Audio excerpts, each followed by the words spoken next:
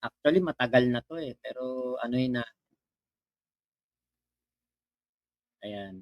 So, eto po, ay, patungkol kay Sian Gasa, ah. Ano po ito, ako na po nagsasabi sa inyo, hindi po lahat ng sinabi dito ni Sian Gasa ay may katotohanan, Ang ano nga namin dito, nanghuhula lang 'to noon, eh.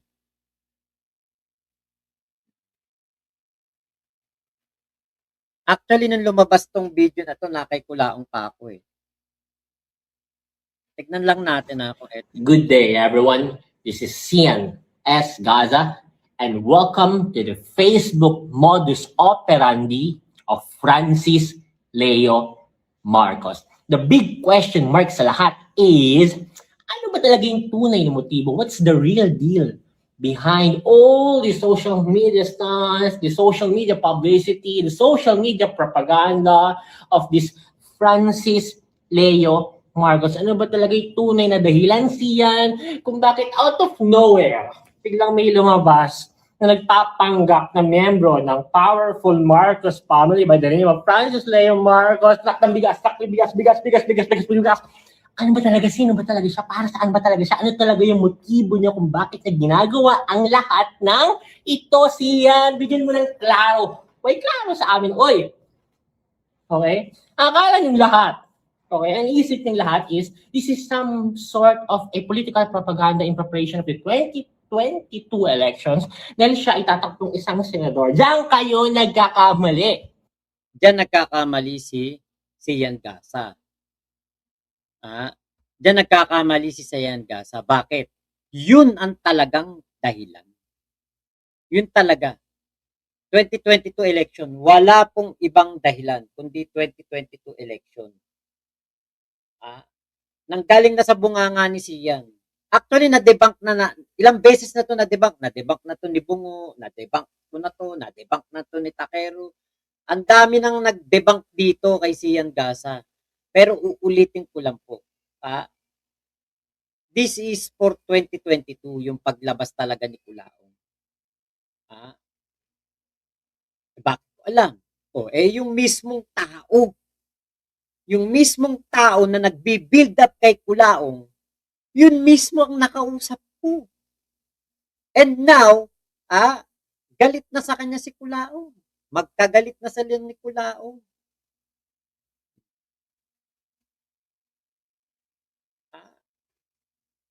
Kung nakikita niyo po dati, may mga video diyan na mga magagaling mag-edit talaga, yung mga Tres Rosas, mga talagang yung mga video ng patungkol kay Culaong.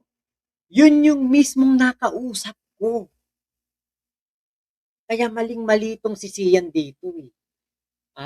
Kahit nga yung mga anti-Culaong noon, hindi nila ito gaanong napaniwalaan si Sian. Okay? Palabas lang nila yun is just a mere diversion. Kung mali pala yun siyan, ano ba talaga yung tunay na dahilan? Okay? Makinig kayo. This is the real reason dyan. Okay? Francis Leo Marcos, under the real name of Norman Antonio Mangusin, ay ginamit lang ng isang tao, ng isang investment scam syndicate as a front. Okay? Wala po. Wala pong ganun. Wala pong ganun. Hindi po totoo na meron pong investment scam o ganyan. Wala po. Walang ganun. Okay? Why? Ang problem kasi, way back December, okay, nagpaplano na itong investment scam syndicate na to ng isang kumpanya na pwede lang itayo by 2020. Kasi itong isang investment scam syndicate na to, I know them personally. Ay marami nang naitayong kumpanya, mga investment scams for the past how many years already para kumubra ng milyon-milyon, okay? So maraming Pilipino, even billions. Tapos sa exit lang sila tatakbo na yung pera. So nag-isip sila last December, November, okay? Nakarating sa akin. Nag-isip sila ng isang kumpanya na pwede lang itayo sa 2020, okay? Isang investment scam. The problem is, pagpasok ng 2020, nung i-execute na nila last February, okay? last February and March, nung execute nila. The problem is, meron ng pandemic, mahirap na makakuha ng investment sa mga tao kasi walang pera yung mga tao. Ewan ko kung saan nakuha ni, ano to, ni Sian tong conspiracy theory o etong wild guess ba to? Kasi wala po talagang investment na ganyan-ganyan, eme-eme, wala po, hindi po talaga. Walang koneksyon si Kulaong sa kahit anong investment na yan. Saka paano mo i-connect si Kulaong sa isang investment scam kung si Kulaong, ah, hindi yan papayag na may kahati sa kikitain. Buraot yan eh, makasarili yan. Kaya paano yan, yung kumari papayag na ano na, o sige mag ano tayo, mag-scam tayo, investment scam tayo, hati-hati tayo. Hindi po yan papayag. Ang gusto niya, siya lang ang kikita. Nito na lang naman yan ano eh, nito na lang naman yan na yung katulad nun, yung mga magpapa-endorse ko no, na ano, na gusto niya magpapa-endorse, babayaran siya, gagamitin siya. Nito na lang yan. Pero naku po, kung nung panahon po ng pandemya, buong-buo ang kumpiyansa ni Kulaong na kayang-kaya niyang sarili niya.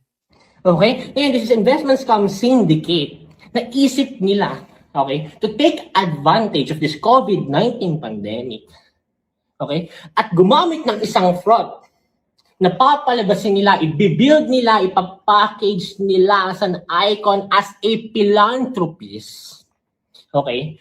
Na mayamang tao na kasabog sa Eto eh, kung ano, kung totoo yung sinasabi mo siyan, ang unang-unang gagawin, eto kung totoo yung mga sinasabi ni Sian, ang unang-unang gagawin diyan nung sindikato sa investment scam, igugluta drip si Kulaong.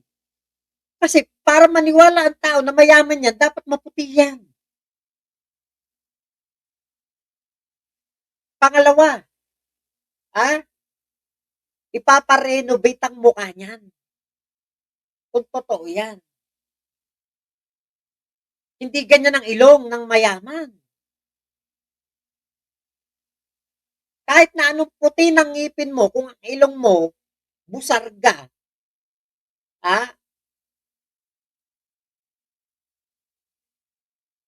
wala.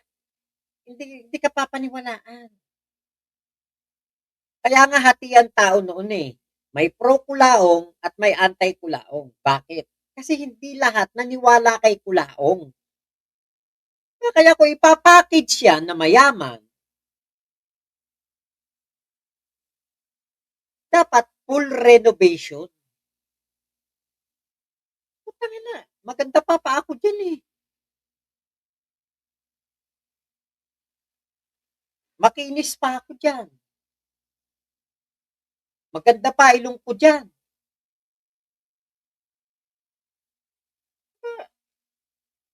Eto, pag nagla-live tayo, wala naman akong filter dito. Kung ano yung mukha ko, yan yung mukha ko sa personal. Diba?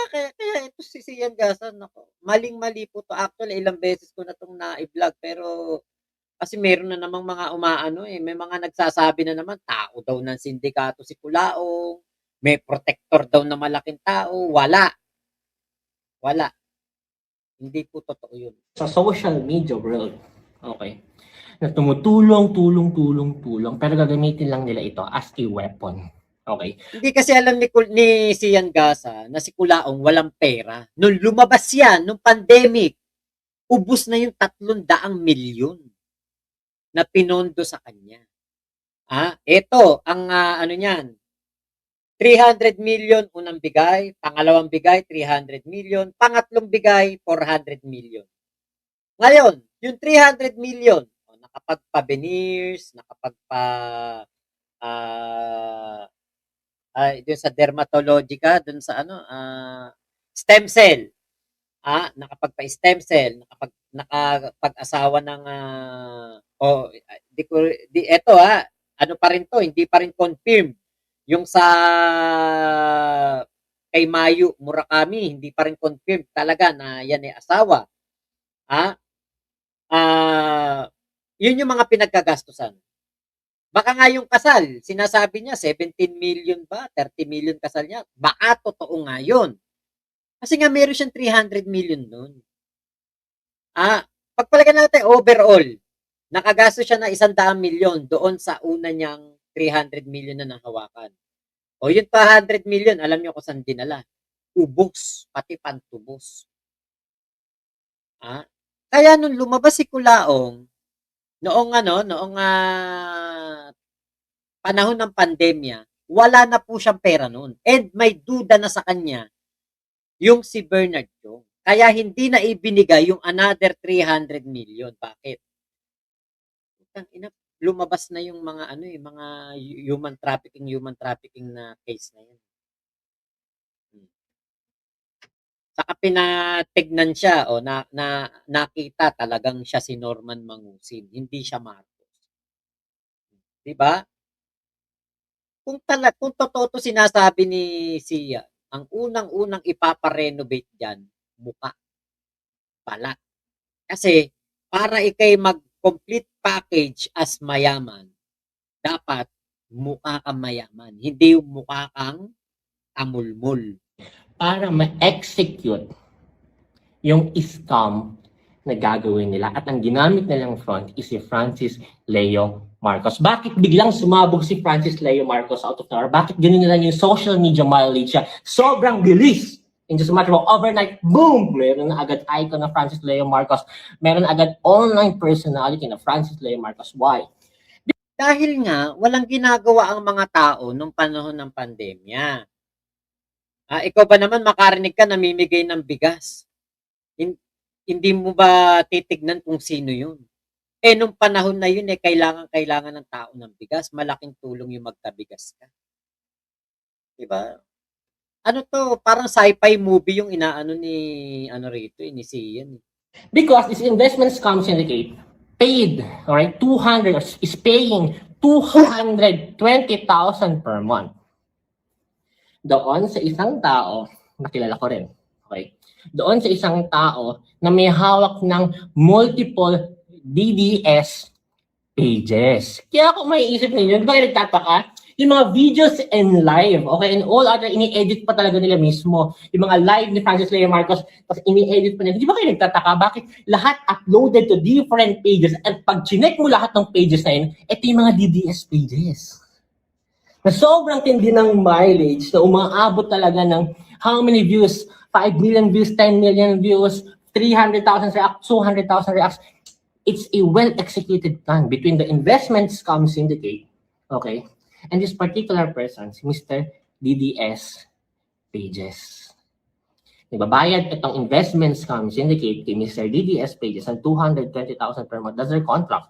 Okay? Para lahat ng mga propaganda, Facebook Lives, and all the video uploads of Francis Leo Marcos ay may upload sa lahat ng DDS Facebook pages na hawak nitong taong to for 220,000 pesos per month. Then boom! Hindi totoo yan. Tapos alam nyo kaya ako wala ding dito wala din akong kabilib-bilib dito. Kasi kahit nga yung page niya, hindi ko pinapanood yan. Hindi ko tinitignan yan. Nakita ko nga sa balita lang lately, parang na-involve ba yan kay Rian Ramos pa, saka kay Michelle D ba yun? Idedemanda siya. Nakita ko lang sa balita. Sabi ko, buti nga. Ipapa-Interpol yata siya. Nasabi ko lang, buti nga. Estapador to kaya to umalis kasi nang estapa to tas makukulong. Kaya, di ba, kredibilidad muna. Katulad yan, hanggang ngayon nga yan, hindi nga yan makauwi Tapos magkukwento pa ng ganyan, di ba, sabi niya, ba siya, pinakamagaling na chismosa ba sa balat ng lupa sa Pilipinas daw.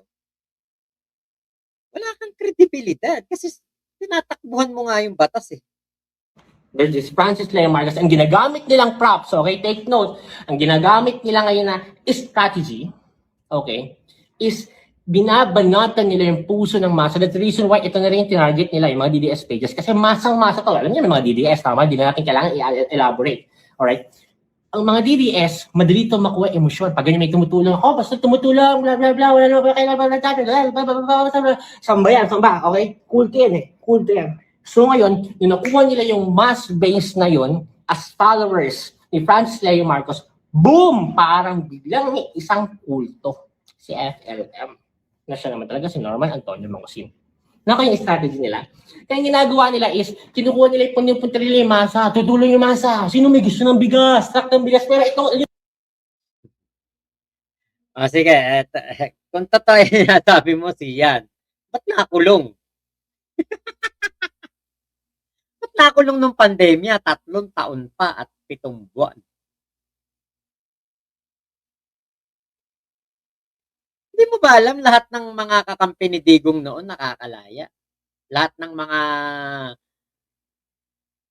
bata ni Digong hindi nakukulong? Ay, nako, ewan ko ba? yung truck ng bigas ang nasa likod. Sino ba? Challenge, mayaman challenge, blah, blah, blah, di ba? Puro kuda eh. Puro kuda si FLM eh. That's the strategy, tama? Yung likod na yon, yung nasa likod, yung truck ng bigas, it's just a mere props. And based to my very credible source. Yun yung totoo. Mere props. Bakit? Hindi yung sa truck na yon, yung elf na pinapakita ni Kulaong. Kung ako nagkakamali, 20 or 30 sako lang ng bigas ang kanya. Hindi lahat ay kanya. Yung truck na ayaw papasukin, kung maalala ninyo yun, ng mga unang panahon na tumisikat si Kulaong, yung pong mga bigas na yon hindi kanya lahat. I-deliver yon, parang ilang piraso lang, hindi pinapasok yung truck, ni-live ni Kulaong, ang daming nakakita, ang daming naawa. Bakit? Pero yung sako-sako na bigas na yun, ang layo ng bubuhatin para madala lang doon yung bigas daw doon sa bahay. Tama yon, a mere props. Pero, yung sinasabi mo overall kay Kulaong, lahat yan, hindi totoo. Nakausap din mismo yung may-ari ng mga trucks, okay? Nag-rent lang sila ng mga trucks, 3,000 to 3,500 per day. Para gamitin props, at props lang din yung fixed na bigas na yun, na pinopront nila, kahit naman talaga wala sila talagang pinapamigay. Meron pa konti-konti, pero yung tonelada na chenili na talaga nakakarekta sa tao, no? Binibigyan nila ng bigas, nirarekta lang nila sa mga politicians for the sake lang din of propaganda. Nakapagpamigay naman si Kulaong ng tonelada nung nakilala niya na si Inay Mary Ann. Nakilala niya na si Inay Mary Ann. Doon na tonelada. Para mas nakakatak pa tumataas pa yung credibility ni Francis Leo Marcos. Okay, kaya kayo lahat nabaliw. That's the reason behind kung bakit lahat makikita niya yung mukha niya everywhere. At marami nagtatanggol sa kanya mga apostoles niya. Hindi mo makikita ang mukha ni Kulaong everywhere. Talaga lang nung panahon na yon, pandemya, walang ginagawa ang mga tao, nasa SOCMED lang ang buhay ng mga Pilipino noon para labanan ng boredom ng pandemya. Pero yung everywhere, alam niyo kung talagang bi-build up ng sindikato si Kulaong, dapat may billboard na yan sa EDSA. Naglalakihang billboard sa NLEX, SLEX, TPLEX, Baguio, Cebu, Davao. Pero walang ganun. Yeah. Because it's the DDS pages and with its followers ay naging foundation ni Francis Leo Marcos sa social media. And ang tanong mo sa amin, okay siya, okay, alam na namin ngayon na ganyan nangyari. Ang tanong namin, ano ba talaga scam na execute nila? Nitong investment scam syndicate, bakit sila nakipag-kutsaba dito sa DDS, Mr. DDS pages, at bakit nila ginamit ang Francis Leo Marcos? Ano yung benefit nila? Ano ba kinabangan nila? What is the scam behind this? The scam behind this is the moment na ma-build na nila si Francis Leo Marcos as a philanthropic icon, as a philanthropist, na isang mayaman, okay? Na tao na tulong. Pag na-build nila ito as a philanthropist, doon na sila mag-i-start kumuha ng mga donations online mula sa mga OFWs. Kung baga, ang ginawa nila, pinuntiryan nila yung masa na madaling ma-sway. Alam niyo naman, especially itong DDS na to, madaling masway, pinuntiryan nila to para magkaroon siya ngayon ng matindi. Alam niyo naman pag DDS talagang solid yan kahit ano mangyari hanggang kamatayan, DDS kami. Tama? Ganyan sila Kaya ngayon, na sinuporta na sa FLM, nagkaroon siya ngayon ng foundation. Okay, sa FLM, nagkaroon siya ng foundation, ito na yung mga solid followers nila, so swing na ngayon yung public, at ito mga middle class, na unti-unti nang humahanga sa mga good deeds niya sa philanthropist, ito na ngayon yung peperahan ng investment scam syndicate, at mag-execute sila with different Facebook groups, different website, etc. Nakukuha to ng mga donation. Actually, nakapag-start na sila 3 weeks ago. Ang dami ng OFWs, nakalikom na rin silang nail yun. Imagine that. Hindi, wala pa. Hindi totoo yan. Puro pakulay lang sa YouTube ang nakuha. Kasi sumuporta sa YouTube. Pero yung mismong pera na ibibigay, na inaabot kay Kulaong, wala pa pong ganun. Wala pang ganun. Actually, nung panahon ng pandemya, 50-50. May time na tutulong si Bernard Chong, may time na hindi. Kaya kung maririnig niyo yung mga audio recording noon, may time na nagbibigay si Bernard Chong ulit, pero hindi na malaki. Meron ding time naman na hindi nagbibigay. Kasi nga, ano na siya, na parang nagigising na sa katotohanan at may mga nalaman na siya patungkol kay Kulaong. Ito, itong mga kinukwento ni Sian Gasa, hindi talaga nagtutugma doon sa tunay na nangyari. Kasi andun ako hanggang nakulong si Kulaong, nandun ako. Umalis kami, nakakulong si Kulaong. Talagang alam na alam ko yan, kabisado ko yan. Saka wala talagang sindikato o investment scam, wala talagang ganun kay Kulaong. Kasi kung meron, hindi mapapatid ang papamigay ng bigas niyan. Kung naalala ninyo, na sabi niya bibigyan niya ng 100 sako ng bigas si Kuya Erwin. Na problema si Kulaong doon. Wala siyang makuhanan ng 100 sako ng bigas, wala siyang pambayad. Natagalan. Ngayon, inaasahan ng mga taga-Tiaong na bibigyan ni Kulaong ng bigas si Kuya Erwin. Di tanong ng tanong ang mga tao kay Erwin, kay Kuya The Kings. Nag-video si Kuya The Kings. Sabi niya, eto na ang sako. Wala pa, bigas na lang ang kulang. Parang ganun yung sinabi ni Kuya Erwin. At doon, parang ito yun.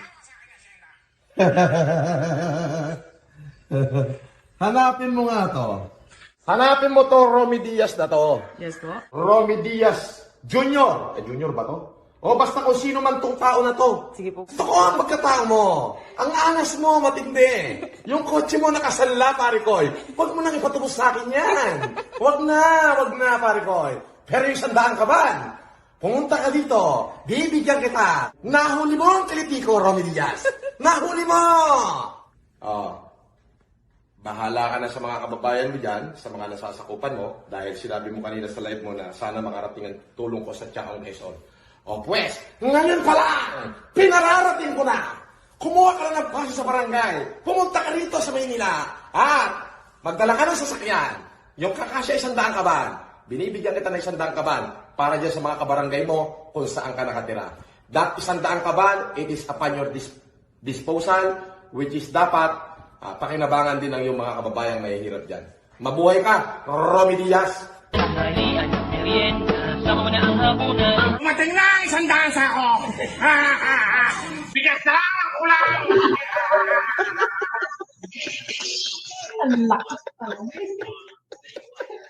Ito na ang bigas! Sako na lang ang ulang! Narito na ang sako! Narito pa ang bigas! May sako ka na! May bigas ka ba? Yan. Alam nyo ba, kung hindi pa gumawa ng video si Kuya The Kings na eto na ang sako, bigas na lang ang kulang, hindi pa talaga ipupursige ni Kulaong na ibigay yan. Kasi nga, nahihirapan na siya. Ang dami niyang sinagutan ng bigas, hindi niya mabigyan. Meron pang alam ko, isang konsehal yata yun, sabi niya, paluwalan mo lang muna. Kasi hinahanap na rin yata do'n sa konsehal yung bigas ng kanyang mga constituents. Sabi ni Kulaong, "Paluwalan mo muna." Pinaluwalan naman nung tao, wala ding naibayad hanggang nakulong si Kulaong. O yung mga kalabasa na pinamigay, ano rin yun, puro utang, hindi nabayaran. Si Kalabasa Queen, nagchat-chat pa sa akin yun nung nakulong si Kulaong. Nagpapatulong, "Sir, baka pwede naman po niyo kaming tulungan, makasingil doon sa pinamigay na kalabasa ni FLM, hindi pa po bayad yun." Ang alam ko si Nay Mary Ann parang nagbayad dun ng konti. Kasi kinukulit din si Nay Mary Ann ni Kalabasa Queen. Walang sindikato, walang investment scam, walang ganong lumapit kay Kulaong o under si Kulaong ng ganong mga illegalista, wala po. Believing that this Francis Leo Marcos is a philanthropist, okay, and they want to support the cause of FLM in helping the poor Filipinos in these trying times, in this COVID-19 pandemic period, okay, nang inag-donate ng mga tao. Arte ni Sian dito. And dapat ang next na gagawin pa nila is magtatayo na sila ng different charitable institutions and different foundations na ang icon, ang naka-front pa rin is si Francis Leo Marcos at itong mga institutions na to. Yung foundation ni Kulaong, yung FFCI, naisip niya na lang yon nung nakulong siya. Yun yung sinasabi ni Yama na kaya daw kami aalis dahil hindi na daw direkta na mapupunta o dadaan sa amin yung pera ng mga OFW. Kaya daw kami umalis. Yun yung sinasabi ni Yama. Pero yun, naisip na lang ni Kulaong yun nung nakakulong na. Nagmi-meeting-meeting pa kami noon sa mga, kinukonsulta niya kami. Ako wala naman ako alam niya sa mga foundation, oo lang ako ng oo eh. Kahit sila Kuya Nasukir, neto na lang, late na lang yan, yung FFCI na yan. Wala sa isipan ni Kulaong yan noong lumabas yan ng pandemya. Lagi namin nakakausap yan eh. Wala namang sinasambit tungkol sa foundation. Kaya lang naman nagkaroon ng idea yan sa foundation. Kasi nga, sinisilip na siya.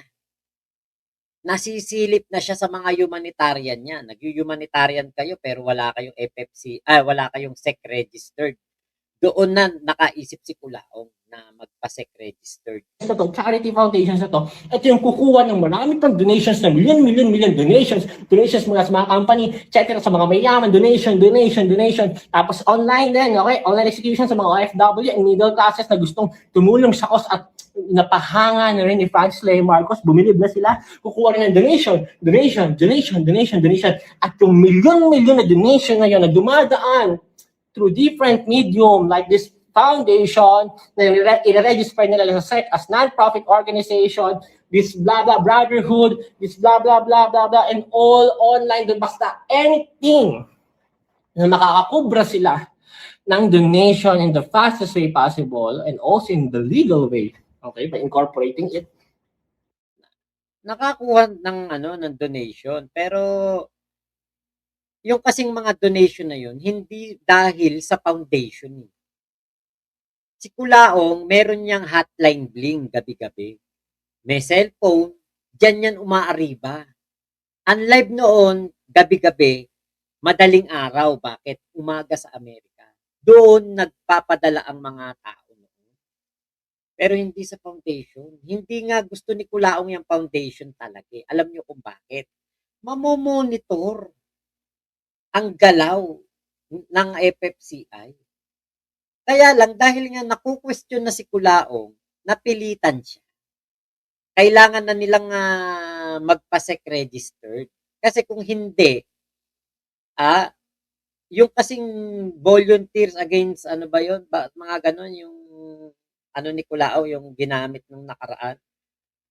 Hindi rin kasi naka-SEC registered yun. Kaya nangarap si Kulaong na lumigal. Pero, meron pa rin na gawaing illegal. At yun nga yung mga hotline niya noon na pagpapadala sa kanya ng personal ng pera. ang akala din kasi ni Kulaong pag magpa-SEC registered madali. Hindi niya alam dadaan ka sa butas ng karayom. Hanggang sa hindi nga sila nabigyan talaga ng ano, yun talaga mismong ano lang, parang nabigyan lang sila ng entidad pero hindi pa rin sila legal tumanggap ng pera. Hindi sila umabot sa gano'n na talagang SEC registration is ano ba, yung talagang matibay na SEC registration na pwede kang tumanggap ng pera, pwede kang mag-ano ng mga foundation na yan, yung lahat ng kilos ng foundation eh pwede mong gawin. Hindi. Hanggang entity lang sila. Maglalagay sila sa bangko ng 1 million, then they can take donations. Lahat yan, boom! That's the plan supposedly. Nakukubra sila ng milyones using this front ng Francis Lea Marcos na binild nila, pinackage nila as a philanthropist, icon, personality, na maraming followers na ang base mismo niya foundation nila is mga DDS na to kumakalat to mga propaganda, bigas dito, then from there they take donations. Then boom! Makakubra sila ng milyon-milyon at bigla na lang maglalaho after few months. 3 weeks ago, nakapagsimula na sila. If I'm not mistaken, nakakubra nila sila somehow ng kulang-kulang 10 million kasi nagsisimula na sila online and taking it from the office. Namumroblema nga si Kulaong ng pera. Kaya nga nung nagkakwentuhan kami nila Boss Mike, kung parang tinanong nila ako, yung unang meet namin nila Boss Mike, parang tinanong nila ako kung may natatanggap ako kay Kulaong, magkano binabayad sa akin ni Kulaong. Sabi ko, wala. As in, wala talaga. Wala talagang naibigay sa akin yan. Ako pa nga ang nagbigay ng pera. 30,000 para sa 1 kilong sako ng bigas. 1 milyong sako ng bigas sa Bataan.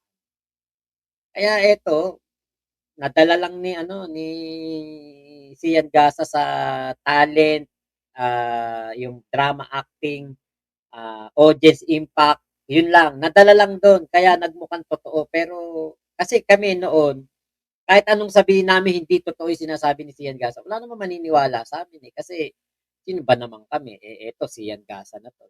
OFWs. Pero, nasira lahat ng plano nila nung nahuli at naaresto si Francis Lea Marcos kamakailan. Sad, no?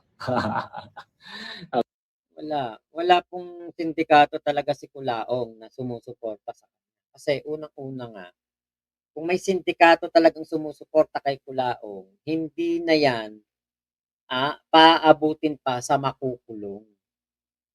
I-build up na talaga yan na isang matinding tao. Alam ba ni Sian Gasa na si Kulaong nag-humanitarian sa Camp Crame kaharap ang mga general pero wanted yan as Norman Mangusin. Diba? Hindi naman eh. Ang kasama ni Kulaong doon si Ma'am Epa, si Yulen Marcos. Ano sabi nga ni Yulen Marcos? Oy, inano ko niyan sa isang charity event na sinasabi magdo-donate ako ng 10 million pesos ba? Parang gano'n sabi ni Andiyan yung aking cousin, si Yulen Marcos, willing siya mag-donate ng 10 million pesos. Parang gano'n yung sinabi daw. Kaya na ano siya, sinasabi nito na magdo-donate ako ng gano'ng kalaking pera. Si Kulaong binild up niya lang yung sarili niya. Siya yung mismong sindikato. Walang investment scam syndicate. Siya ang sindikato mismo. Siya yung gumawa ng sindikato. Small time nga lang. Bakit? Kasi nga, walang mga malalaking taong involved eh. Okay, so that's the reason behind, alam niyo na ngayon, that's the reason behind all the propaganda, social media sign, that's the reason, exact reason behind kung bakit merong isang Francis Lea Marcos na nag-exist out of nowhere in this pandemic period. Kasi ginagamit lang ta as weapon para makapag-execute ng matindiyang scam worth millions of pesos and even billions sana, okay, by this particular investment scam syndicate na nasa likod niya. And that's it. Thank you. Hindi totoo yun. Kasi kung ang isang sindikato magbi-build up na lang din ng isang tao na magpo-portray na mayaman, gwapo na, chinito, gwapo, matipuno, may pinag-aralan, Inglesero. Yung mga, kunwari lang, kunwari, Alden Richards. Oh, makita mo si Alden Richards. Kunwari, ano yun lang yan, probinsyano. O, hinugot na sindikato, isakay sa Mercedes-Benz, ilagay sa kondo. Pagimikin sa mga lugar ng mga mayayaman, BGC, paglakarin yan sa Ayala. Putang ina, talagang ano na yan, 'di ba? Siguro ang yaman nito, no? O, tapos magbo-vlog, travel vlogs, food vlogs. Tapos makikita namimigay ng ano, kunwari nanlilibre ng pagkain sa mga kabataan, sa mga bata, sa mga namamalimos. Yun na yun, complete package talaga, maniniwala, ay, alta sosyedad 'to, ang yaman. Maputi, makinis, mukhang may pinag-aralan. Pero kung si Kulaong, putang ina,